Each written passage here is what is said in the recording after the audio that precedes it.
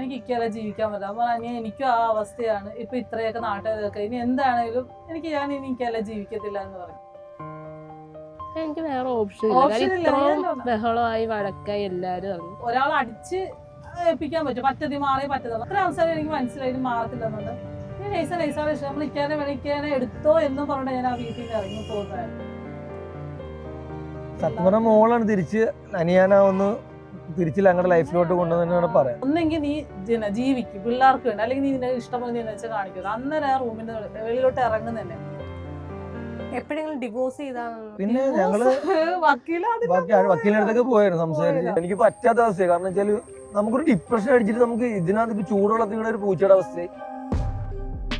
ഞാൻ ചെയ്തൊരു 100% തെറ്റാന്ന് ഞാൻ പറയത്തുള്ളൂ. കാരണം ഞാൻ ആരും ഇതിനെ സപ്പോർട്ട് ചെയ്യത്തുമില്ല. ഞാൻ ചെയ്തിട്ട് നീ ഇത് ചെയ്യാൻ പാടില്ല നമുക്ക് ആർക്കും പറയാനും പറ്റും. എല്ലാരും ഇങ്ങനെ നമ്മളെ കാണുന്നത് രണ്ട് ചെന്നായകളെ കാണുന്ന ഓഫീസിൽ. കുടുംബം തകർത്ത പെണ്ണ്. ലോകത്ത് ആദ്യമായിട്ട് എനിക്ക് ഒരു ഭാര്യ മറ്റൊരു പെണ്ണിനെ വിളിച്ചോണ്ട് നീ എന്തിനാണ് ഇതിന്റെ ഭർത്താവിനെ അവിഹിതത്തിന് കൂട്ടിരിക്കുന്നത്? ഞാൻ പറഞ്ഞ എനിക്ക് അവിഹിതമായിട്ട് തോന്നിയില്ല. എല്ലാവർക്കും അറിയുന്ന വേറെ കാര്യങ്ങളാണ്. പച്ചക്ക് അവർ പറഞ്ഞിട്ടുണ്ട് നിങ്ങൾ ഒന്നിച്ചാണ് കിടക്കുന്നത്, ഒന്നിച്ചൊരു വീട. പിന്നീട് എപ്പോഴാണ് ഇവര് പോയി അല്ലെങ്കിൽ തിരിച്ച് നൈസേനെ നമ്മുടെ ജീവിതത്തിലേക്ക് നൈസായിട്ട് എടുക്കാന്നും? ഞങ്ങള് അതിനെല്ലാം ശേഷം ഞങ്ങൾ ഒന്നിച്ച് സംസാരിച്ചിട്ടുണ്ടായിരുന്നു. എനിക്ക് നൈസ് ഒരു പ്രാവശ്യം ഓഫീസിൽ നിന്ന് എനിക്ക് അവരോട് സംസാരിക്കാം. അപ്പൊ ഞങ്ങൾ തമ്മിൽ സംസാരിച്ചിട്ടൊന്നുമില്ല. അങ്ങനെ നൈസ് ഒരു ദിവസം ഇവർക്ക് സൺഡേ ഡ്യൂട്ടി ഉണ്ടായിരുന്നു. ഞങ്ങൾ ഇവിടെ മാരാരി എവിടെ പോയി? മാരാരി അല്ല, നമ്മുടെ കാണിച്ചുളങ്ങര അവിടെ ആയിട്ടൊരു ബീച്ച്, അവിടെ പോയിട്ട് അന്ന് ഇതിൽ പിള്ളേർ ഞങ്ങളായിട്ട് ഞാൻ ഇക്കയിൽ പോയി. അന്ന് ഇതിനൊക്കെ കുറെ നൈസനെ കൺവിൻസ് ചെയ്യാൻ നോക്കി. അപ്പൊ പറയും ഇല്ല അന്ന് നൈസനെ ഇല്ല എനിക്ക് ഇതാക്കാൻ പറ്റുന്നില്ല. അന്ന് പിന്നെ അവസാനം നമ്മൾ ഈ ഗത്യന്തരമില്ല സമ്മതിക്കുക, അതേ കണക്കിന് സമ്മതിച്ചു വന്നു. പിന്നെ സമാധാനിച്ചു. പക്ഷെ തിരിച്ചെനിക്ക് ഈ ഒരു 1.5 മാസം അനിയ വീട്ടിൽ പോയി. ഒരു മാസം, ഒരു 3 ആഴ്ചത്തോളം. അപ്പൊ ആ സമയത്ത് എനിക്ക് ആദ്യം ഒന്നും ആളുടെ അടുത്ത് സംസാരിക്കാൻ പറ്റുന്നില്ല. എനിക്ക് ആളെയും നോക്കണം, ആളെയും തിരിച്ചു പിടിക്കാൻ വേണം. അങ്ങനെ ലാസ്റ്റ് ഞാൻ അനിയായിട്ട് കണ്ടിന്യൂസ് ഞങ്ങൾ രാത്രി ഔട്ടിംഗ് ഒക്കെ പോകാൻ തുടങ്ങി. ഞാൻ അനിയുടെ വീട്ടിലോട്ട് ആ വഴിയിലോട്ട് പോലും കയറാൻ പറ്റത്തില്ല. ഞാൻ റോഡിൽ നിന്ന് വിളിക്കും, അനിയ വരും, കുഞ്ഞുങ്ങളെ കാണിക്കും. അങ്ങനെ നമ്മൾ പോയി കുറേ ദിവസം കഴിഞ്ഞിട്ട് ആള് പയ്യ പിന്നെയാണ് എന്നെ ഒന്ന് കേൾക്കാൻ. അപ്പോഴും ഞാൻ ഇവളുടെ കാര്യം പറയും, എനിക്ക് പറ്റത്തില്ല.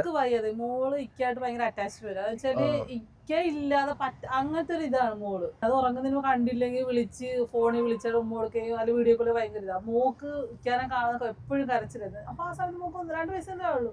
കരഞ്ഞ് അസുഖമായി. കൊണ്ട് കാണിക്കും മാറും, പിന്നെയും കൊണ്ട് കാണിക്കും മാറും, കണ്ടിന്യൂസ് മാറുന്നില്ല.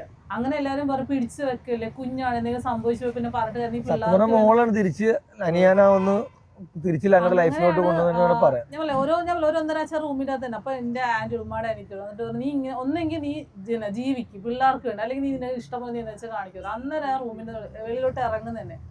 അപ്പൊ ഈ കൊച്ചിനെ ആശ്രയിക്ക് വരുമ്പോ അന്നേരം ഒന്നും ഞാൻ ഇരിക്കാൻ ഒരു കാര്യത്തിന് പോലെ ആശ്രയിക്കുന്നില്ല. ഞാൻ തന്നെ കൊണ്ട് കാണിക്കും. രാത്രി എന്തെങ്കിലും അസുഖം വന്നാൽ 10 മണി 12 മണിക്ക് എല്ലാം ഞാൻ തന്നെ കൊണ്ടുപോകുന്നു. ആരെ വിളിക്കും നമ്മൾ ആ സമയത്ത് പറയല്ലേ എല്ലാരും കുറ്റപ്പെടുത്തി, വീട്ടുകാരും നാട്ടുകാരും കൂട്ടുകാരും എല്ലാവരും, ആരും ഇല്ല കൂടെ. ഞാൻ എനിക്കൊരു ആപത്ത് വന്നപ്പോ ആരുമില്ല. പിന്നെ ഞാൻ എന്തിനാ എല്ലാവരും ആശ്രയിക്കുന്നു വിചാരിച്ച്. എപ്പോഴെങ്കിലും ഡിവോഴ്സ് ചെയ്താന്ന് ചിന്തിച്ചിട്ടുണ്ട്? പിന്നെ ഞങ്ങള് വക്കീലിന്റെ അടുത്തൊക്കെ പോയായിരുന്നു സംസാരിച്ച്. വക്കീലിന്റെ അടുത്തൊക്കെ വരെ ചെന്നായിരുന്നു. ഈ ഡിവോഴ്സും കാര്യങ്ങളൊക്കെ അവിടെ അറിഞ്ഞായിരുന്നു ആ സമയത്ത്? ഡിവോഴ്സിന്റെ കാര്യങ്ങളൊക്കെ എല്ലാം അറിയുന്നത്. അന്നേരം അവര് വക്കീൽ പറഞ്ഞു നിങ്ങൾ അവിടെ പറഞ്ഞ കൗൺസിൽ. അപ്പൊ ഞാൻ പറഞ്ഞു എനിക്ക് കൗൺസിൽ. അപ്പൊ ഞാൻ ഇത് തന്നെ നിങ്ങൾ എല്ലാവരും ഞാൻ പറഞ്ഞു എനിക്ക് ഭ്രാന്തൊന്നും ഇല്ല ഞാൻ അവിടെ പറഞ്ഞു. അപ്പൊ അതിനോട് അതല്ല തന്റെ മനസ്സാണ് ഞങ്ങൾക്ക് അറിയാം. അപ്പൊ സ്റ്റേഷനിൽ വന്ന് പറഞ്ഞ ആളൊക്കെ മാറി. ഞാൻ കുറെ കൂടെ ബോൾഡായി. അപ്പൊ അവിടെ വെച്ചിട്ടൊക്കെ നമുക്ക് ഓപ്പോസിറ്റ് എനിക്ക് ഇങ്ങനെ വേണം, ഇതാണ് എന്റെ ഡിമാൻഡ്. അപ്പൊ ഞാൻ പുറത്തോട്ട് പോകാനൊക്കെ നോക്കി. ആ സമയത്ത് എന്റെ പാസ്പോർട്ടൊക്കെ ആള് വീട്ടിൽ നിന്ന് ഒരു പാതിരാത്രി 12 മണിക്കാണ് വീട്ടിൽ നിന്ന് ഇറങ്ങി പോകുന്നത്, കുട്ടികളും. അപ്പൊ അതൊരു ഭയങ്കര വേദന വെച്ചാല് നമ്മുടെ കുട്ടികളുടെ ഡ്രസ്സും ഇവളുടെ ഡ്രസ്സെല്ലാം ആയിട്ട് 5 പ്രാവശ്യത്തോളം വന്നിട്ട് തൂത്തുവാരി വീട്ടിൽ നിന്ന് കൊണ്ടുപോകും. അപ്പൊ എന്റെ അച്ഛനും അമ്മയൊക്കെ ഇങ്ങനെ വാപ്പമ്മേലെ ഇങ്ങനെ വിഷമിച്ചിരിക്കുക. അവരും പറഞ്ഞാലും ആര് പറഞ്ഞാലും മനസ്സിലാക്കാൻ പറ്റാത്തൊരു അവസ്ഥയാണ്, ആ സ്റ്റേജാണ്. ഞാനും വേണമെങ്കിൽ നമുക്ക് എന്തുകൊണ്ടും ചെയ്യാം, നീ സമാധാനപ്പെടുന്നൊക്കെ പറഞ്ഞ ഫസ്റ്റ് ടൈം ഇങ്ങനെ വീട്ടിൽ നിന്ന് പോകുന്ന മുമ്പ് എന്റെ പാസ്പോർട്ട് വളരെയധികം ബുദ്ധിപൂർവ്വം തന്നെ കയ്യിലാക്കി കളഞ്ഞു. ഞാൻ പുറത്ത് പോയിരിക്കാനായിട്ട്. ഞാനപ്പോൾ കല്യാണത്തിന് മുമ്പ് ഒരു 4 വർഷമൊക്കെ പുറത്തായിരുന്നു. അപ്പൊ എന്തായാലും ആ വഴി ബ്ലോക്ക് ചെയ്താൽ മതി. പിന്നെ പാസ്പോർട്ട് എടുക്കാനൊക്കെ ആയിട്ട് കുറച്ച് സമയം പിടിക്കുമല്ലോ. അത് കഴിഞ്ഞ് അഡ്വക്കേറ്റിന്റെ പേര് ഞാൻ പറയുന്നില്ല, നമ്മുടെ ഫാമിലി ഫ്രണ്ട് കൂടെയാണ് പുള്ളിക്കാരൻ. നമ്മള് എന്നെയും ഇവിടെയൊക്കെ ഒരുപാട് ബ്രെയിൻ വാഷ് ചെയ്ത്. അപ്പൊ എന്റെ പാരന്റ്സിനോട് പറഞ്ഞു അവന്റെ ഭാഗത്ത് തെറ്റാണ്, ഞാൻ ചെയ്ത തെറ്റാണ് ഞാൻ ഇപ്പോഴും പറഞ്ഞു. കാരണം ഒരു ഫാമിലി ഉള്ളപ്പോഴത്തേക്കും വേറൊരു പരിപാടിക്ക് നമ്മൾ പോകുന്നത് തെറ്റ് തന്നെയാണ്. പോയതല്ല, ഞാൻ പറഞ്ഞു നമ്മള് ആയിപ്പോയതാണ്. അങ്ങനെ പുള്ളിക്കാരൻ കുറെയൊക്കെ ഉപദേശിച്ച് ലാസ്റ്റ് ഞാൻ പറഞ്ഞില്ല, എനിക്കിത് എന്തെങ്കിലും തീരുമാനം, ഒന്നല്ലെങ്കിൽ ഞാൻ പറയുന്നതായിട്ട് നിൽക്കണം, അല്ലെന്നുണ്ടെങ്കിൽ എനിക്ക് ഇത് പറ്റത്തില്ല. എനിക്ക് പറ്റാത്ത അവസ്ഥയാണ്. കാരണം വെച്ചാൽ നമുക്കൊരു ഡിപ്രഷൻ അടിച്ചിട്ട് നമുക്ക് ഇതിനകത്ത് ഇപ്പൊ ചൂടുവെള്ളത്തിൽ ഒരു പൂച്ചയുടെ അവസ്ഥയായി. ഇവരുടെ ഭാഗത്തെ ആൾക്കാർ കേൾക്കത്തുള്ളൂ കൂടുതലായിട്ട്. പക്ഷെ എന്റെ ഭാഗത്ത് എവിടെയൊക്കെ കുറച്ച് ന്യായങ്ങളും കാര്യങ്ങളൊക്കെ ഉണ്ടായിരുന്നു, സത്യങ്ങളൊക്കെ ഉണ്ടായിരുന്നു. പക്ഷെ അതുകൊണ്ട് തന്നെ ആ സമയത്തെല്ലാം ഇപ്പൊ നമ്മൾ പറയുന്ന കണക്ക് നമ്മുടെ നാട്ടിലുള്ള കമ്മ്യൂണിറ്റിയിൽ ആരും ഇത് വിശ്വസിക്കത്തില്ല. പിന്നെ പയ്യനെ എല്ലാവർക്കും മനസ്സിലായി ഞാൻ പറയുന്നതിലൊക്കെ എന്തെങ്കിലും കാരണം ഉണ്ടായിരുന്നു. പക്ഷെ നമ്മൾ ആ സമയത്തൊക്കെ എന്നെയാണെങ്കിലും അനിയനാണെങ്കിലും നൈസാണെങ്കിലും ചേർത്ത് പിടിച്ച കുറെ മനുഷ്യരുണ്ട്. നമ്മൾ മരിക്കുന്നവരെ അവരെ നമുക്ക് ഒന്നിനും ഇപ്പം പറഞ്ഞില്ല ആന്റിയൊക്കെ. കാരണം വെച്ചാല് നമുക്കൊരു ഞങ്ങളും മരിച്ചേ പറ്റത്തുള്ളൂ. കാരണം ഈ കുഞ്ഞുങ്ങളുടെ കാര്യം നമുക്ക് നിൽക്കാൻ പറ്റാത്തൊരു അവസ്ഥയായിരുന്നു. അവിടെ നിന്ന് നമ്മൾ തിരിച്ച് റിക്കവറി ചെയ്ത് എങ്ങനെയോ ലൈഫിൽ അതെന്റെ മാതാപിതാക്കളുടെയും ഇവരുടെ മാതാപിതാക്കളുടെയും നമ്മളുടെയൊക്കെ കുഞ്ഞുങ്ങളുടെയൊക്കെ ഒരു പ്രാർത്ഥനയൊക്കെ കൊണ്ടിട്ടാണ്. ഈ പറഞ്ഞ പോലെ നൈസയ്ക്ക് ഇങ്ങനെ ഇവർ പ്രണയിച്ച് ഇവരുടെ ഇവിടെ പ്രശ്നങ്ങളുണ്ടായി. നൈസ എപ്പോഴെങ്കിലും ചിന്തിച്ചിട്ടുണ്ടോ ഇങ്ങനെ ഒരു ബന്ധം അറിയുമ്പോൾ അനിയ ചിലപ്പം കുഞ്ഞുങ്ങളെ എന്തെങ്കിലുമൊക്കെ ചെയ്ത് ജീവിതം അവസാനിപ്പിച്ച്? അതൊക്കെ ഓൾറെഡി പറഞ്ഞു, വീട്ടിൽ ചെന്നിട്ട് എല്ലാം പറഞ്ഞു. ഞാൻ വീട്ടിൽ അന്ന് പ്രശ്നം ഉണ്ടായ ഓഫീസിൽ അന്ന് വൈകിട്ടാണ് ഞാൻ നൈസ വന്നെന്ന് ഞാൻ അറിഞ്ഞത്. അതേപോലെ അമ്മടുത്ത് പറഞ്ഞു. അപ്പം പറഞ്ഞ് കുറെ ആൾക്കാരോട് പോകണമെന്ന് പറഞ്ഞു, കുറെ ആൾക്കാരൊന്നും പോരുതെന്ന് പറഞ്ഞു. ഞാൻ പറഞ്ഞു എനിക്ക് എന്തായാലും ആളെ വിളിച്ച് ഫോണൊന്നും ഇല്ല, വിളിച്ചിട്ടൊന്നും കോണ്ടാക്ടില്ല. ഞാൻ പറഞ്ഞു എനിക്ക് എന്താ, ഞാൻ പറഞ്ഞു ബഹളം വെക്കാനൊന്നുമില്ല, എനിക്ക് ബഹളം വെച്ചിട്ട് ഒരു കാര്യം നേടാനില്ല, എനിക്ക് ചെയ്യുന്ന എന്താ കാര്യമെന്ന് എനിക്ക് അറിയണമെന്ന് പറഞ്ഞു. അപ്പൊ ഞാൻ ചെന്നപ്പോ ഞാൻ പറയാം ആ രംഗമൊക്കെ എനിക്ക് ഇപ്പോഴും ഞാൻ കഴിഞ്ഞ ദിവസം പറഞ്ഞു എങ്ങനെ ഇതിനൊക്കെ ഓർമ്മയുണ്ട്. കസിനുമായിട്ടാ പോയി ഞാൻ ചോദിച്ചു എന്താ നിങ്ങൾ പറഞ്ഞു എനിക്കിങ്ങനെ ഇഷ്ടമാണെന്ന് നിങ്ങൾ പറഞ്ഞു. ഞാൻ പറഞ്ഞു നൈസായും ഭയങ്കര ബോൾഡായി. അപ്പൊ നൈസാക്കിന് വേറെ ഒന്നും ചിന്തിക്കാനൊന്നുമില്ല, എനിക്ക് അംശമില്ലാതെ ജീവിക്കാൻ പറ്റത്തില്ല എന്ന് നൈസാ പറഞ്ഞു. അപ്പൊ അതൊക്കെ കേൾക്കുമ്പോഴത്തേക്ക് ആൾക്കും ഭയങ്കര ഒരു പ്രശ്നമായി. ഞാൻ പറഞ്ഞു എനിക്ക് 2 മക്കളുണ്ട്, അപ്പൊ എനിക്ക് ഇക്കല ഞങ്ങൾ തമ്മിൽ ഇത്ര ഇതുണ്ട്, എനിക്ക് ഇക്കല ജീവിക്കാൻ പറ്റില്ല. അപ്പൊ എനിക്കും ആ അവസ്ഥയാണ്, ഇപ്പൊ ഇത്രയൊക്കെ നാട്ടുകാരൊക്കെ ഇനി എന്താണെങ്കിലും ഞാൻ ഇനി ഇക്കല ജീവിക്കത്തില്ല എന്ന് പറഞ്ഞു. എനിക്ക് വേറെ ഓപ്ഷൻ ഇല്ല. ബഹളമായി വഴക്കായി എല്ലാരും ഇറങ്ങി. വീട്ടിൽ ഇപ്പൊ ഞാനും എന്റെ അമ്മയും മാത്രമേ ഉള്ളൂ. അച്ഛൻ മരിച്ചു, പിന്നെ ചേച്ചി ആള് മാരീഡ് ആയിട്ട് വേറെയാണ്. പിന്നെ എനിക്ക് വേറെ ഓപ്ഷൻ ഇല്ല. അത് തന്നെ ഞാൻ പറഞ്ഞു, എനിക്ക് വേറെ ഞാൻ കുറെ കൺവിൻസ് ചെയ്ത് നോക്കി. അന്നേരം പറ്റപ്പോ എനിക്ക് മനസ്സിലായി ഇത് മാറാന്ന് വെച്ചാൽ നമുക്ക് ഒരാൾ അടിച്ച് ഏൽപ്പിക്കാൻ പറ്റും, പറ്റതി മാറി പറ്റത്തുള്ളൂ. ഞാൻ കുറെ സംസാരിച്ച് നോക്കിയപ്പോൾ എനിക്ക് മനസ്സിലായി. അപ്പൊ ഞാൻ പറഞ്ഞു ഇത്ര സംസാരം എനിക്ക് മനസ്സിലായി ഇത് മാറത്തില്ലെന്നുണ്ട്. നീ നൈസാണ് ഇഷ്ടം, നമ്മൾ ഇക്കാനെ എടുത്തോ എന്നും പറഞ്ഞിട്ട് ഞാൻ ആ വീട്ടിൽ നിന്ന് ഇറങ്ങി പോകുന്നത് തന്നെ. ഞാൻ പറഞ്ഞു എനിക്ക് വേണ്ട, ഞാൻ അന്നേരം ഞാൻ എനിക്ക് വേണ്ടത്. പക്ഷേ ഞാൻ ഇപ്പൊ ഇക്കാതെ മിനിഞ്ഞാന്നും പറഞ്ഞു ഞാൻ ആ സമയത്ത് ഇക്കാനെ വേണ്ടെന്ന് ഒരു രാത്രി കിടന്ന് ഉറങ്ങുമായിരിക്കും, ചിലപ്പോൾ ഒരു മണിക്കൂർ കഷ്ടി ഉറങ്ങുമായിരിക്കും. പക്ഷെ 1 മണിക്കൂർ ഇപ്പൊ എനിക്കറിയാം എനിക്ക് ഇക്കലെ ജീവിക്കാൻ പറ്റത്തില്ല എന്നുള്ള. കാരണം വെച്ചാൽ എനിക്കൊരു ശ്വാസം പോലും എനിക്ക് എടുക്കാൻ പറ്റത്തില്ല ഇക്ക ഇല്ലാതെ. അത് ഈ പറഞ്ഞാൽ നിങ്ങൾ അന്ന് ചെത്തി ബീച്ചിൽ പോയിട്ട് ഇപ്പൊ അവിടെ വെച്ച് സംസാരിച്ചിട്ട് തിരിച്ച് വണ്ടിയെ കയറി ഇപ്പം. പക്ഷെ എന്റെ മനസ്സ് ഭയങ്കര പ്രശ്നമായി. ആളോക്കെ പറഞ്ഞ അവിടെ സംസാരിച്ചത് ഇവള് പറഞ്ഞില്ല എനിക്കിന് മാറാൻ പറ്റുമ്പോഴത്തേക്കും ആള് പിന്നെ കയറിപ്പോയി. ഞാൻ പറഞ്ഞില്ല എനിക്ക് പറ്റില്ല എങ്ങനെ ഇക്കനെ വിട്ടുകൊടുക്കത്തില്ല, എന്ത് പ്രശ്നം വിട്ടുകൊടുക്കത്തില്ല. പിന്നെ ഒരു ഡിമാൻഡ് വെച്ച് വണ്ടി ഫുള്ള് ആക്സിലേറ്റർ പിടിച്ച് ഓടിക്കണം, ഞാൻ 1 സൈഡ് ഇരിക്കത്തുള്ളൂ, ഞാൻ കൈ പിടിക്കത്തില്ല. അതിന് പ്ലാൻ എന്താ പറയാ സ്പീഡിൽ പോകുന്ന ചാടി ഏതെങ്കിലും വണ്ടി കയറി ചാടി അന്നേരം തീർത്തേക്കാം. പിന്നെ പച്ചന് മക്കള് അന്നേരം പെട്ടെന്ന് മക്കളെ ഓർത്തു, പിന്നെ ഇതാക്കിയത് വീട്ടിൽ വന്ന് ഇല്ലിക്ക നടക്കുക, അന്നേരം പറഞ്ഞു ഇല്ലിക്ക നടക്കത്തില്ല എന്ന് പറഞ്ഞു. പിന്നെ എന്നെ കുറെ കൺവിൻസ് ചെയ്യാൻ പറ്റില്ല. ഈ രാത്രിയൊക്കെ ഇക്ക വിളിച്ചുകൊണ്ട് പോയി പുറത്ത് പോയി സംസാരിച്ചിരിക്ക ഒരു സത്യം ഞാൻ പറഞ്ഞ എല്ലാം പോട്ടെ, എനിക്ക് സത്യം മാത്രം അറിയാം എന്താണ് സത്യം നടന്നത് എനിക്ക് അറിയണമെന്ന്. ഒരു ദിവസം ബീച്ച് പോയപ്പോൾ അന്ന് എന്നോട് കരഞ്ഞോട് കുറേ സംസാരിച്ചു. അന്ന് എനിക്ക് കാര്യം മനസ്സിലായി. അപ്പൊ എനിക്കടി ഇത്രയും പ്രശ്നം ഞാൻ നിൽക്കുക. പക്ഷെ ഞാൻ ഇപ്പോഴും പറയാം, ഞാൻ നെയ്സാടെ വീട്ടിൽ പോയി സംസാരിച്ചപ്പോൾ ഒരു ഭാര്യയെന്നില്ല, നെയ്സ ഒരു പെണ്ണ. ഞാൻ എൻ്റെ ജീവിതത്തിൽ ഒരൊറ്റ തെറ്റ് ഞാൻ ചെയ്തിട്ടുള്ളൂ. നെയ്സാടെ വീട്ടിൽ അന്ന് ഞാൻ പോയി ഇപ്പം ശരണ്യ പറഞ്ഞു ഞാൻ പോയി സംസാരിച്ചിട്ട് ഇപ്പം ഇങ്ങനെയൊന്നും വരത്തില്ലായിരിക്കും. ഞാൻ ചെയ്ത തെറ്റ് അന്നും പറയുന്നത് ഞാൻ ഇപ്പോഴും പറഞ്ഞു, ഞാൻ നൈസായിട്ട് എപ്പോഴും പറഞ്ഞു ഞാൻ ചെയ്ത തെറ്റ്. കാരണം വെച്ചാൽ അപ്പൊ ഇവർ തമ്മിൽ ഒന്നുമില്ല എന്ന് പറയുന്നത് ഞാൻ ചെയ്തുകൊണ്ടാണ് നാട്ടുകാരും വീട്ടുകാരും ലോകം മൊത്തം അറിഞ്ഞത്. അതറിഞ്ഞില്ല നൈസാക്കൊരു ജീവിതം ഉണ്ടായിരുന്നേ, ഞങ്ങൾ നമ്മളെ പ്രശ്നമില്ല ഞങ്ങൾക്ക് മാറിപ്പോയത്. ഞാൻ ചെയ്ത തെറ്റാണ്, അതിന്റെ പേരിൽ നൈസ ഇത്രയും അനുഭവിക്കേണ്ടത്. ശരിക്കും നൈസ അനുഭവിച്ച് ഞാനേ വിളിച്ചു, ഞങ്ങൾ 3 പേരും ശരിക്കും വെച്ചാൽ എനിക്കെന്ന് പറയാൻ കൂടെ നിൽക്കുന്ന 2 മക്കൾ അവർക്ക് വേണ്ടിയിട്ടെങ്കിലും ജീവിക്കാറ്. ഇപ്പൊ ഇക്കാണ് നേഴ്സ് വീട്ടിൽ ആരും ഇല്ലായിരുന്നു. അമ്മയോടൊന്നും പറയാൻ പറ്റില്ല, അമ്മക്ക് വയ്യാതിരിക്കുന്നതാണ്, ആരും ഇല്ല. ശരിക്കും കിടന്ന് അനുഭവിച്ചു. അപ്പൊ ഈ പറഞ്ഞ നിങ്ങള് ഇന്റർ റിലീജിയസ് മാരേജ് ആണ്, അതായത് ഒരു ഹിന്ദു മുസ്ലിം ആണ്. ഹിന്ദു ക്രിസ്ത്യൻ മുസ്ലിം എന്ന് പറയുമ്പോ തന്നെ ഭയങ്കര ഭയങ്കര സീനായിരുന്നു. അപ്പൊ എങ്ങനെയാണ് കൺവിൻസ് ചെയ്തിട്ട് നിങ്ങൾ രജിസ്റ്റർ മാരേജ് ആണോ ചെയ്തത്? അല്ല, ആർക്കും നമ്മൾ അക്സെപ്റ്റ് ചെയ്യാൻ പറ്റത്തില്ല. കാരണം ഉമ്മാക്കും വാപ്പാക്കും അവരും പറഞ്ഞു. കാരണം ആ സമയത്ത് എനിക്ക് അവരുടെ സപ്പോർട്ടിലും കിട്ടില്ല. നമുക്ക് ഒരിക്കലും എൻ്റെ പാരൻസിനെ കുറ്റം പറഞ്ഞില്ല. കാരണം എൻ്റെ ചെകടത്തിൽ അടിക്കുക ചെയ്തില്ല വേറെ ആരിലാണെങ്കിൽ. നമ്മൾ ആ വീട്ടിൽ നിന്നൊക്കെ ഇറങ്ങി ആളെ ഞാൻ കൺവിൻസ് ചെയ്ത് അനിയ നൈസായിട്ടൊക്കെ ഞങ്ങൾ ഓക്കെ ലൈഫ് ആക്കും. സംസാരിക്കാൻ തുടങ്ങി. മമ്മി ഫോണിൽ സംസാരിച്ച് ഒരുമാതിരി പിന്നെ അങ്ങോട്ടും ഇങ്ങോട്ടും ഞായറാഴ്ച ദിവസമൊക്കെ ആണെങ്കിൽ ഇക്കായും പിള്ളേർക്ക് അറിയത്തില്ല അന്ന്. അപ്പൊ നമുക്ക് പിള്ളേരോട് പെട്ടെന്ന് എടുത്തോ പിടിച്ചോ എന്ന് ഏൽപ്പിച്ചു കൊടുക്കാൻ പറ്റത്തില്ലല്ലോ. അപ്പൊ ഉമ്മയുടെ എന്റെ കൂട്ടുകാരി എന്ന് പറഞ്ഞ നൈസിനെ ഫസ്റ്റ് ഇൻട്രൊഡ്യൂസ് ചെയ്ത പിള്ളേർക്ക് അങ്ങനെ അവരുമായിട്ട് പോയി ഞങ്ങൾ പോയി കാണാൻ തുടങ്ങി, സംസാരിക്കാനൊക്കെ തുടങ്ങി, ഫോൺ സംസാരിക്കാൻ തുടങ്ങി. അന്നേരം മനസ്സിനകത്ത് കാണുമ്പോഴത്തേക്ക് അന്നേരമൊക്കെ ഫോണിൽ സംസാരിക്കുമ്പോൾ ഓക്കെ, അപ്പൊ നേരി കാണുമ്പോൾ മനസ്സിലേക്ക് ചെറിയ ചെറിയ സ്പാർക്ക് റെഡിയാവുക. അപ്പൊ അന്നേരം പറ്റും, നീ ഇത്രയൊക്കെ നീ ഇപ്പൊ അക്സെപ്റ്റ് ചെയ്തില്ലേ, നിനക്ക് അത്രയോ ഇതുള്ളതുകൊണ്ട് പറ്റും, നിനക്ക് പറ്റുമെന്ന്. പിന്നെയാണ് സംസാരിച്ച് അതെല്ലാം കഴിയുമ്പോഴാണ് ഭാവിച്ചാലേ നമുക്ക് ഇപ്പം മനസ്സിൽ നന്മ ഉള്ളവർക്ക് മാത്രം ഇങ്ങനെ നന്മ എന്ന് ഒരിക്കലും ഇത് പറയല്ല, എന്നെ അക്സെപ്റ്റ് ചെയ്ത്. കാരണം എനിക്കും വേറെ ഓപ്ഷൻ ഇല്ലാന്ന് ഇവർക്ക് രണ്ടുപേർക്കും മനസ്സിലായി. ഒന്നല്ലെങ്കിൽ ലൈഫ് അല്ലെങ്കിൽ ഇത് ഇട്ടിട്ട് പോവുക. അങ്ങനെ രണ്ടുപേരും പരസ്പരം ഇവർ തമ്മിലൊരു ടേംസിലെത്തി. അതുകൊണ്ട് മാത്രമാണ് ഇതിപ്പം ബഷീർ ബഷിക്ക് നല്ല തെറിവിളി കേൾക്കുന്നുണ്ട്. ബഷീർ ബഷിയെ ഞങ്ങൾ അനുകരിച്ച് ബഷീർ ബഷിയാണ് ഇതിനെല്ലാം കാരണം വെച്ച്. എനിക്കൊന്ന് ബിഗ് ബോസ് കാണുന്ന സമയത്ത് അനിയെ പണ്ടോട്ട് ബിഗ് ബോസിന് ഭയങ്കര ഫാനാണ്. ഇപ്പോഴും ഒരു രക്ഷയില്ല, കഴിച്ചില്ലേ പോലും രാത്രി അത് കണ്ടിട്ടേ കിടക്കത്തുള്ളൂ. കിടന്നാലും ഞാൻ ചിലപ്പോൾ കുട്ടികളെ എക്സാം ആണെങ്കിൽ പോലും വെപ്പിക്കത്തില്ല, എന്നാലും ഫോണിലത് കാണാതെ അനിയ ഉറങ്ങത്തില്ല. അപ്പോൾ രാത്രിയൊക്കെയാണെങ്കിലും അനിയ ഇങ്ങനെ ഒരു സെന്നോടെങ്കിൽ പറഞ്ഞിരിക്കുക, ഇത് ഇയാളെ കണ്ട ഈ പുള്ളി 2 ഫാമിലിയായിട്ട് ഒരു വീട്ടിൽ താമസിക്കുക, ഞാൻ ഒന്ന് പോടി, ഇതൊക്കെ ചുമ്മാ പറയുന്നത്, അത്രക്ക് പോലും നടക്കത്തില്ല. നമ്മളിതിന് ഒരിക്കലും ഞാൻ ചെയ്തൊരു 100% തെറ്റാന്ന് ഞാൻ പറയത്തുള്ളൂ. കാരണം ഞാൻ ആരെയും ഇതിന് സപ്പോർട്ട് ചെയ്യത്തുമില്ല. ഞാൻ ചെയ്തിട്ട് നീ ഇത് ചെയ്യാൻ പാടില്ല നമുക്ക് ആർക്കും പറയാനും പറ്റത്തില്ല. അപ്പം ഞാനത് എപ്പോഴും പറയുന്നൊരു കാര്യമാണ്. പക്ഷേ ഇവർ രണ്ടുപേരും പരസ്പരം ഇങ്ങനെ നമ്മൾ അന്ന് ഫസ്റ്റ് ടൈം ബീച്ചിൽ വെച്ച് കണ്ട് ഒന്നും സെറ്റായില്ല. പിന്നെ അനിയ അതിനുശേഷമൊക്കെ പയ്യനെ ഇവർ തമ്മിൽ സംസാരിക്കാൻ തുടങ്ങി. എല്ലാ ദിവസവും എന്നെക്കാൾ കൂടുതൽ ഇവർ തമ്മിൽ സംസാരിച്ച് ഓക്കെ ആയി, അണ്ടർസ്റ്റാൻഡിങ് എനിക്ക് ഇവരെ പറ്റും.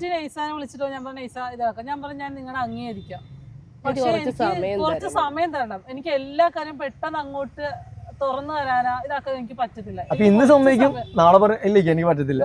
നമുക്ക് ഒന്നിനോട് പെട്ടെന്ന് അങ്ങനെ ഇടപാടിക്ക് ചേരാൻ പറ്റത്തില്ല. ഇന്ന് ഓക്കെ ആവും, നാളെ ഇല്ല പറ്റത്തില്ല ഇങ്ങനെ ഞാൻ എല്ലാം തുറന്നടിച്ച് എനിക്ക് മനസ്സിൽ ഒന്ന് വെച്ചിട്ട് പുറത്തു എനിക്ക് അറിയാം ഭയങ്കര ഇഷ്ടം സംസാരിക്കാനാണ്. ഇപ്പം ഇവരുടെ ഫാമിലിയിൽ നിന്ന് ഇപ്പം ഇപ്പം പൊന്നാനിക്കൊക്കെ പോകണമെങ്കിൽ നമ്മൾ അതാരും സംസാരിക്കണം, അമ്മ ഇന്ന പോലെ ഒരാളുടെ അല്ലെങ്കിൽ ചേച്ചി ഇന്ന പോലെ ഒരാളെ ഞാൻ സ്നേഹിക്കുന്നുണ്ട്, അയാളുടെ കൂടെ പോകണം, അങ്ങനെ പറയേണ്ടി വന്നില്ല. അതിന് മുന്നേ അനിയ ഫസ്റ്റ് വീട്ടിൽ ചെന്നപ്പോഴത്തേക്കും ആദ്യമായിട്ട് ഒരു അടി നന്നായിട്ട് മുഖത്തോട്ട് ഒരു അടിയെ കിട്ടി, ആള് താഴേക്ക് വീണ്. ചേച്ചി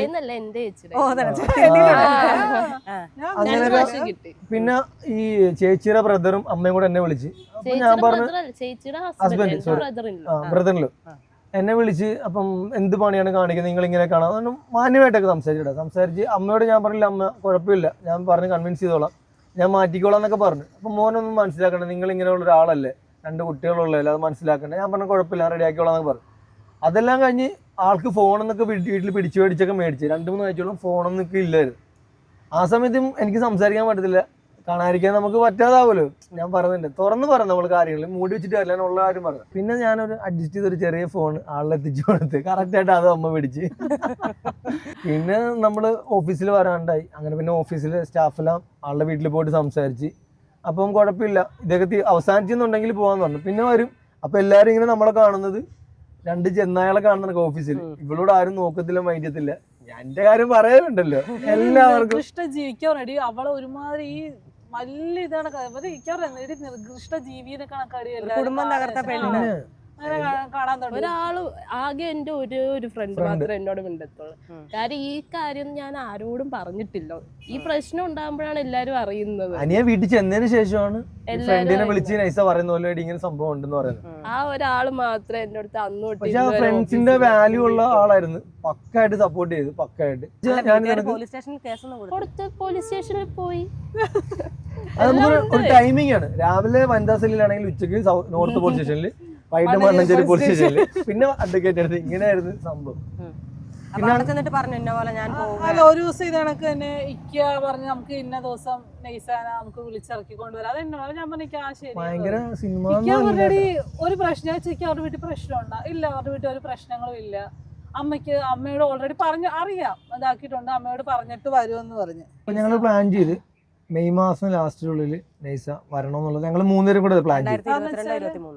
23. മെയ് 30 എന്തായാലും ഇറങ്ങി വരണം. ഇപ്പൊ ഞങ്ങൾ പൊന്നാനിയിലൊക്കെ വിളിച്ച് സെറ്റ് ചെയ്ത് ഇങ്ങനെ ചെയ്യാം, അപ്പൊ ആളെ കൊണ്ടുവരാനൊക്കെ പറഞ്ഞു. അപ്പൊ അവരും പറഞ്ഞു ഫസ്റ്റ് വൈഫ് ഓക്കെ ആണെങ്കിൽ മാത്രമേ നമുക്കിത് ചെയ്യാൻ പറ്റത്തുള്ളൂ എന്ന് പറഞ്ഞു. അങ്ങനെ പിന്നെ നമ്മൾ സെറ്റ് ആക്കിയിട്ട് ഒരു ദിവസം അപ്പൊ ഓൾറെഡി ഇവള് വീട്ടിൽ ബാഗെല്ലാം എടുത്തിട്ട് അമ്മ ചോദിച്ചു എവിടെ പോവാണെന്ന് ചോദിച്ചു. ഇവള് പറഞ്ഞു ഞാൻ പോകും, എനിക്ക് പോകാതിരിക്കാൻ പറ്റത്തില്ല, ഞാൻ നാളെ പോകുന്നു പറഞ്ഞു. അന്നേരം ഞാൻ പറഞ്ഞു നിൽക്കാൻ വീട്ടിൽ കുഴപ്പമില്ല. അപ്പൊ ഇവരുടെ ചേച്ചിയുടെ ഹസ്ബൻഡ് ഇല്ലാതെ കുഴപ്പമൊന്നുമില്ല. ഞാൻ പറഞ്ഞു ഒരു സമയം വരുമ്പോ ചിലപ്പോ അങ്ങ് പെട്ടെന്നായിരിക്കും ഇതാകുന്നതെന്ന് പറഞ്ഞു. ഇല്ലടി കുഴപ്പമൊന്നുമില്ല. അപ്പൊ ഒരു ഉച്ചക്ക് വിളിച്ചത് ഞാൻ കൊണ്ടുവരും, എന്നിട്ട് നമുക്ക് വൈകിട്ടല്ല അല്ല പിറ്റേ ദിവസം ആകുമ്പോഴത്തേക്ക് നമുക്ക് പൊന്നാനിയിൽ ഒന്നിച്ചപ്പോ ഞങ്ങൾ ഒന്നിച്ച് പേടിക്കൊന്നും ചെയ്യണത് ധൈര്യമായിട്ട് ഞാൻ നിൽക്കുക. ഇങ്ങനെ സമാധാനമായിട്ട് നിൽക്കല്ലേ, നമുക്ക് പെട്ടെന്നായിരിക്കും ഒരു പ്രശ്നം വന്നത്. ഇല്ല നീ പേടിക്കണ്ട.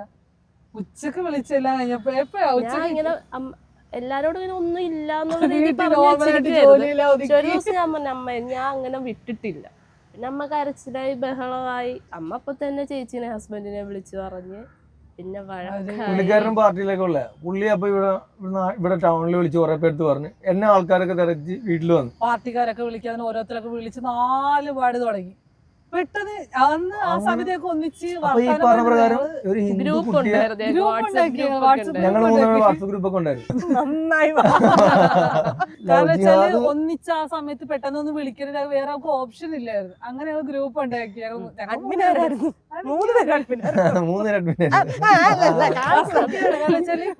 എനിക്ക് എന്തെങ്കിലും പറയണമെങ്കിൽ ഒന്നെങ്കിൽ എന്റെ അടുത്ത് പറഞ്ഞ അപ്പൊ ഇക്കാറടി അങ്ങനെ അങ്ങനെ ചുമ്മാ കോൾ വിളിച്ചു. ഇപ്പോഴും ഉണ്ട് ഗ്രൂപ്പ്. ഒന്നിച്ചൊരു വീട്ടിൽ ഇൻസ്റ്റയിലുണ്ട്, യൂട്യൂബ് ചാനലിന്റെ പേര് ഡ്രീം ഫാമിലി. അന്ന് രാത്രി അപ്പൊ ആ ഒരു ലവ് ജിഹാദിന്റെ സമയമുള്ള സമയത്ത് അപ്പം ഞാനൊരു മുസ്ലിം ആളിങ്ങോട്ട് മാറ്റുമ്പോ എല്ലാരും ആ ഒരു ഇതിലില്ല അവന് ഇതിന് വേണ്ടിട്ട് തന്നെയാണെന്ന് പറഞ്ഞിട്ട് അങ്ങനത്തെ കുറെ പ്രശ്നങ്ങൾ. പിന്നെ ഒരു ഫോൺ വിളി നൈസാടെ ചേട്ടന്റെ ഫോണിൽ നിന്ന് എനിക്ക് വന്നു. അയ്യോ അങ്ങനെ വഴക്കായി. ഞാൻ ചോദിച്ചേ എടി ബോഡി എന്നൊക്കെ വീട്ടിലുള്ളവരൊക്കെ വിളിച്ചു. എനിക്ക് എന്നെ പരിചയമില്ലാത്ത എടി ബോഡി എനിക്ക് ഇഷ്ടം. ആളും പ്രഷറിൽ നിൽക്കുന്നു, അനിയായും വേറെ പ്രഷറിൽ നീ അവള് പറഞ്ഞു ഞാൻ അവനെ കൊണ്ടുപോകും, നീ എവിടെ കൊണ്ടു? ഞാൻ എന്റെ വീട്ടിൽ കൂടെ താമസിക്കും. അവൻ പറഞ്ഞു നീ കാണോ? ഞാൻ പറഞ്ഞു കാണാം. അപ്പൊ എന്നെ അങ്ങനെയൊന്നും പേടിപ്പിക്കാൻ നിൽക്കല്ലേ എന്ന് പറഞ്ഞു. വേറെ വല്ലവരും പോയി പേടിപ്പിച്ചത്. അവർ അങ്ങനെ പറഞ്ഞു നിന്നെ ഞാൻ കാണിച്ചത്, ഞാൻ കൊന്നുകളയാം. ഞാൻ അത്ര ധൈര്യം കൊന്നുകളയാൻ വേണ്ടി പറഞ്ഞു. നിങ്ങൾക്ക് എന്താ ചെയ്യാന്ന് വെച്ചാൽ പോയി ചെയ്തോളാന്ന് പറഞ്ഞു. അപ്പൊ ഞാൻ കാണിച്ചത് നീ പറഞ്ഞ മൊത്തം റെക്കോർഡ്. ഞാൻ നല്ല കാര്യം ഞാൻ റെക്കോർഡ് ചെയ്തിട്ടുണ്ട്. നീ എവിടെ വെള്ളം കൊണ്ട് ഞാൻ അങ്ങനെ നൈസ വീട്ടിൽ നിന്ന് ഇറങ്ങി വന്ന് വഴി നിന്നൊരു പയ്യൻ, പേര് നമ്മൾ പറയുന്നില്ല, പിന്നെ ആ പയ്യൻ ആളുടെ വിഷമമാണ്. ആ പയ്യൻ നമ്മുടെ ഇവിടെ പാലച്ചോടില്ലേ, നമ്മുടെ ആ തീരേശ്വരോട് തിരിയുന്ന അവിടെ കൊണ്ടുവന്നിട്ട് വിട്ട് നൈസ വിളിച്ചിട്ട് പറഞ്ഞു ഞാൻ ഇറങ്ങി എന്ത് ചെയ്തു കുറച്ച്. ഞാൻ പറഞ്ഞിക്ക ഒന്നും നോക്കണ്ട, പെട്ടെന്ന് എടുക്കാൻ ഒന്നും എടുത്ത്. ഞാൻ പറഞ്ഞു പെട്ടെന്ന് പൂട്ടി പെട്ടെന്ന് പിള്ളേര് വീട്ടിലിരിക്കുന്ന ശേഷം ഞാൻ വീട്ടിൽ ശേഷം ഇക്ക പുറത്ത് പോയിട്ട് പെട്ടെന്ന് ഇറങ്ങി വീട് മൊത്തം. എന്റെ വീട്ടിൽ നിന്ന് ചേച്ചി ഫോണൊക്കെ തട്ടിപ്പറിച്ച് വാങ്ങിച്ചു. ഒന്നുമില്ല. ഞാൻ നേരെ ഇറങ്ങി തൊട്ടപ്പുറത്തെ വീടുണ്ട്, ഉണ്ട്. അവരുടെ ഫോൺ വാങ്ങിച്ചിക്കാനെ വിളിച്ചിട്ട് ഞാൻ വരുവാന്ന് ചോദിച്ചപ്പോ ഇക്കുവാൻ എനിക്ക് അങ്ങോട്ട് വരാൻ പറ്റത്തില്ല. അതിനോട് ഞങ്ങൾ വെൽ പ്രിപ്പയർഡ് ആയിരുന്നു. വെച്ചാല് നൈസയുടെ വീട്ടിലെ സർട്ടിഫിക്കറ്റ്സ് എല്ലാം നമ്മുടെ ഓഫീസിൽ കൊണ്ടുവന്ന് വെച്ചിരിക്കുക. കാരണം എന്നാണ് ഇത് ഇറങ്ങേണ്ടി വരും, പ്രശ്നമൊക്കെ ആവുന്ന അറിയാം. ഇത്തരം പ്രശ്നം നമ്മൾ പ്രതീക്ഷിച്ചില്ല. ഓഫീസിൽ കൊണ്ടുവച്ചിരിക്കുകയാണ്. അന്ന് എന്റെ വീട്ടിൽ കാറില്ല, ഏട്ടൻ കൊണ്ടുവരിക. അങ്ങനെ ഞാൻ നേരെ ഒരു ഫ്രണ്ടിനെ വിളിച്ചു. അപ്പൊ അവന് മനസ്സിലായി എന്തോ പ്രശ്നമുണ്ട്, ഞാൻ മേഡം ഇങ്ങനെ സംഭവമാണ്. അപ്പൊ അവനോടെല്ലാം ഞാൻ പറഞ്ഞായിരുന്നു. അവൻ പറഞ്ഞാൽ നീ കുഴപ്പമില്ല, നീ എന്തായാലും വണ്ടി കൊണ്ടുപോയിക്കണം മതി. അങ്ങനെ ഞങ്ങള് ഇവള് വന്ന് ഞങ്ങള് അപ്പൊ ഇവൾക്ക് ഡ്രസ്സോ കാര്യങ്ങളൊന്നുമില്ല.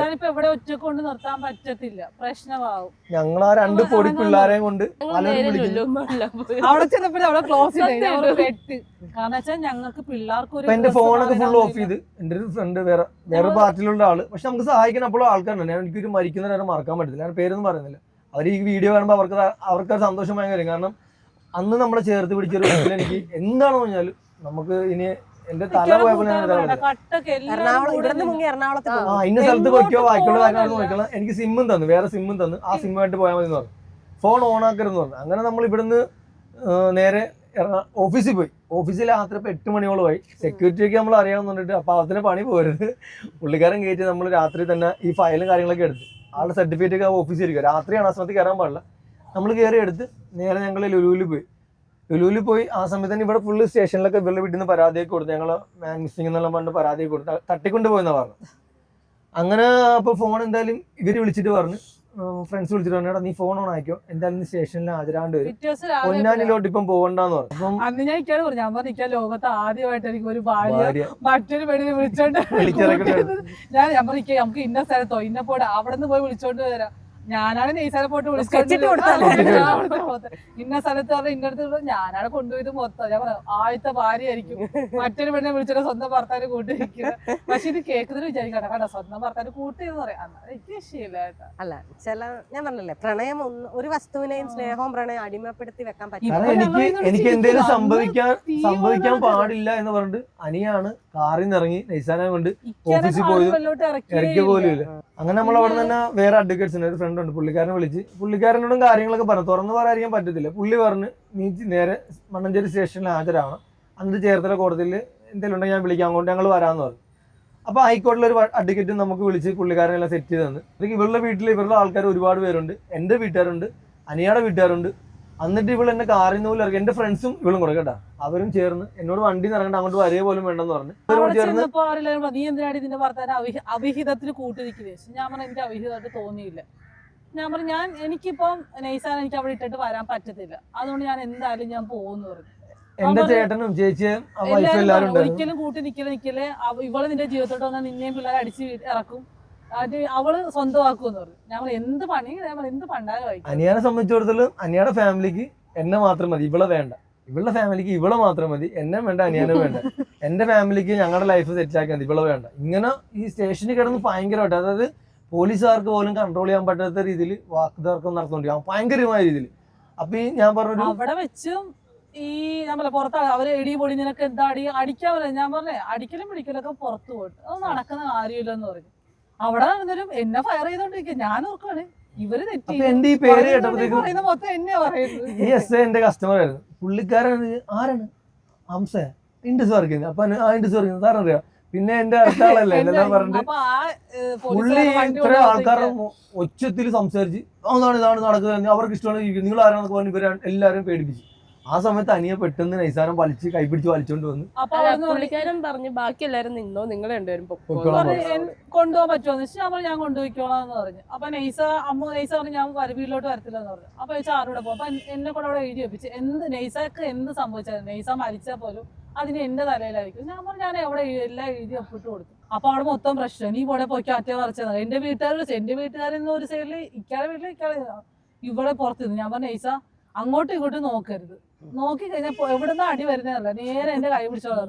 കൈക്ക് പിടിച്ച ഒരു പോലീസ് സ്റ്റേഷൻ മറ്റേ സിനിമ സ്റ്റൈൽ ഇറങ്ങി. ഞാൻ പറഞ്ഞ നേരെ വിട്ടിരുന്നു.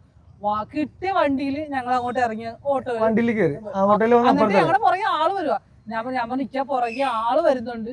അപ്പൊ ഇക്ക പറഞ്ഞ വഴി കൂടെ ഓട്ടോയിലേക്ക് കയറി. പിന്നെ ഇവര് വന്ന സ്ഥലത്തോട്ട് ഞങ്ങൾ പോകും. അന്ന് രാത്രി തന്നെ മണ്ണഞ്ചേരി സ്റ്റേഷനടുത്ത് ഒരു 2 ഫ്രണ്ട്സ് അവരുടെ വീട്ടിലാണ് നമ്മൾ, അവരുടെ ഒപ്പം തന്നെ ഫാമിലി ആയിട്ട്. അപ്പൊ ആ പെണ്ണിന് മനസ്സിൽ ദേഷ്യം, കാരണം എന്റെ ഹസ്ബൻഡ് ഇതേപോലെ അനുകരിക്കാമെന്നൊക്കെ.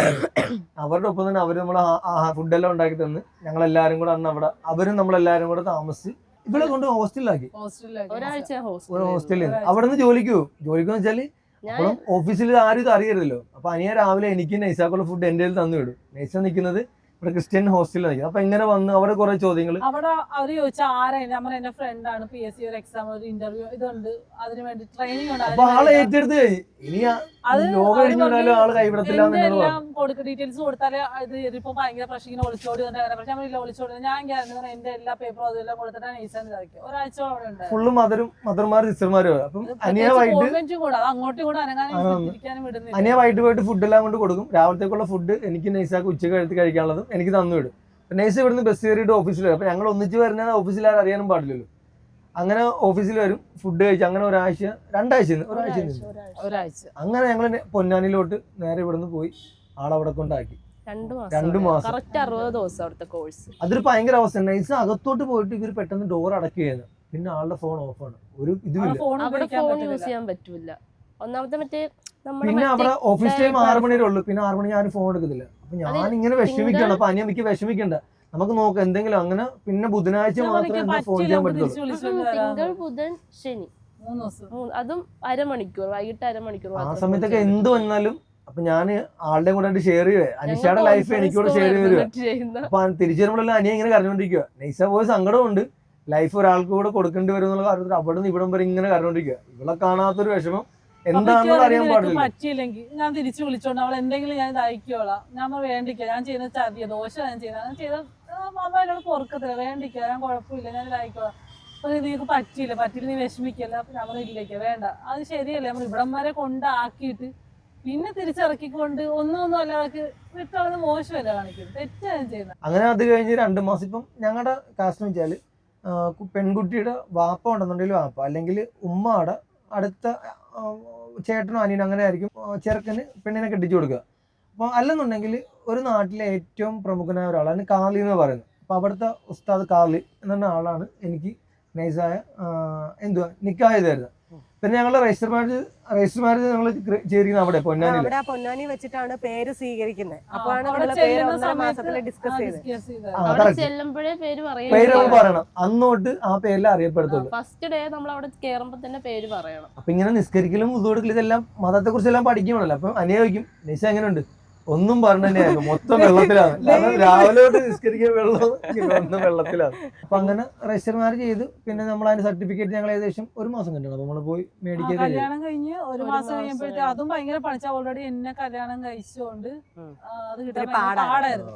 അതിക്കാറ് ആദ്യം കുറെ ഒക്കെ വിൽക്കാറുണ്ട് നടക്കുന്നത്. ഞാൻ പറഞ്ഞു അങ്ങനെ വിടരുത്, നമ്മൾ പോവാന്ന് പറഞ്ഞ് തച്ചിരുന്ന് പോയി ഞങ്ങൾ അത് മേടിച്ചു. അന്ന് നമ്മുടെ ഈ പറഞ്ഞ അഡ്വക്കേറ്റ് ഉണ്ട്, പുള്ളിക്കാരൻ ഹൈക്കോടതിയിൽ ഒരു അഡ്വക്കേറ്റ് സംസാരിച്ച് പുള്ളി മുഖാന്തരം നമുക്ക് എല്ലാ കാര്യങ്ങളും ചെയ്യാം. നിങ്ങള് ഈ പറഞ്ഞ പോലെ തന്നെ നമ്മൾ വൺസ് ഒരു തീരുമാനം എടുത്തു, അതിൽ പിന്നെ നമുക്കാണ് ഡോക്യുമെന്റ്സിന്റെ എല്ലാം ആവശ്യമുള്ളത്. പിന്നെ നിങ്ങൾ ഇതിന് ശേഷം മക്കളോട് ഇപ്പൊ മക്കൾക്ക് അറിയാം, ഇപ്പൊ അറിയാം.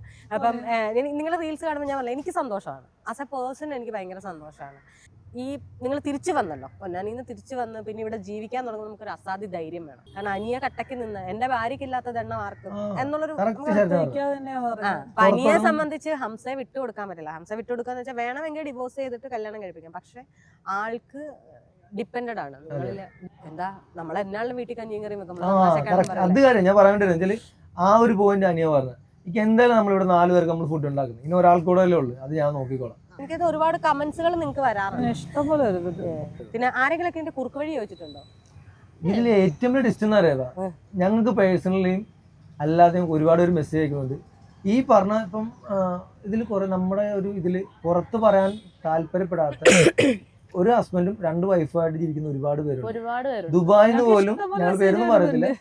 എന്നുവെച്ചാൽ അവര് അത് ഞങ്ങൾ ഒന്നിച്ച് ജീവിച്ചുകൊണ്ടിരുന്നതാണ്. ഇപ്പം ഫസ്റ്റ് വൈഫ് പ്രശ്നമായിട്ട് മാറി. ഇത് എങ്ങനെ ചെയ്യാൻ പറ്റും, ഹാൻഡിൽ ചെയ്യുന്നത് എന്തെങ്കിലും പറഞ്ഞാൽ കണ്ട് എനിക്കും മെസ്സേജ് ഇവർക്കും മെസ്സേജ്. ഞാൻ ആർക്കും നമ്മളൊന്നും പറഞ്ഞു കൊടുക്കരുത്, നമ്മൾ ജെന്യൂൻ ആയിട്ട് ജീവിക്കുക എന്ന് മാത്രമേ ഉള്ളൂ. വേറെ അപ്പം എന്റെ ലൈഫ് ആയിരിക്കത്തില്ല അവരുടെ.